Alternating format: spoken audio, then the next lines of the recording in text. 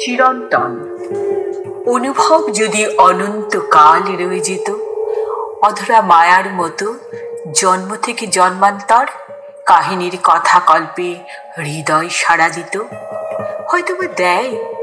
তাই কি এত সুর, এত আলো, প্রকৃতির অকৃপণ দান, পূভাওয়াদের আসা যাওয়া, মন ছুঁয়ে যাওয়া সুর কত যুগ ধরে সাক্ষী থাকে কত যে পবিত্র ভালোবাসার।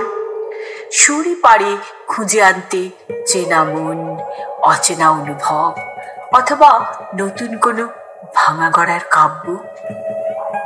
আর সুরের দোসর যে বাণী, সে কত যুগ ধরেই তো তার স্বচ্ছন্দ চলন। সে কথাটা যেমন ছিল শ্রাবস্তীর কাহিনীতে, কর্ণমুনির তপবনে দুষ্যন্ত শকুন্তলার প্রথম বিহ্বলতায়, যেমন ছিল যমুনার তীর ধরে ভেসে আসা আকুল করা বাঁশির পঞ্চম সুরে, ঠিক তেমন করেই আজও ঋণ ঋণ সুরে মাতোয়ারা হয় কোনো বৃষ্টি ঝরা সন্ধ্যায়, হয়তোবা বনান্তে সন্ধ্যা নামার ক্ষণে নাম না জানা পাখির গানে, অথবা উচ্ছল ঢেউয়ের তটরেখা ছুঁয়ে ঝাঁপিয়ে পড়ার মুহূর্তে। দিন শেষের রবি তাই তো রাঙিয়ে দেয় গোধূলি প্রিয়াকে। ভালোবাসাই সেই অনুভব যা পবিত্র করে রাত্রির মায়াকে, উষার অভিসারকে।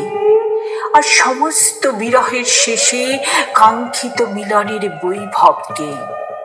স্বপ্নে বা কাব্যে নেমে আসে সেই ভালোবাসার পূর্ণতা। তাই তো ধরণী চেয়ে থাকে মেঘের দিকে, বৃষ্টি জলে সিক্ত হবে বলে, আর নদী ছুটে যায় সাগরের বুকে ঠাঁই পেতে।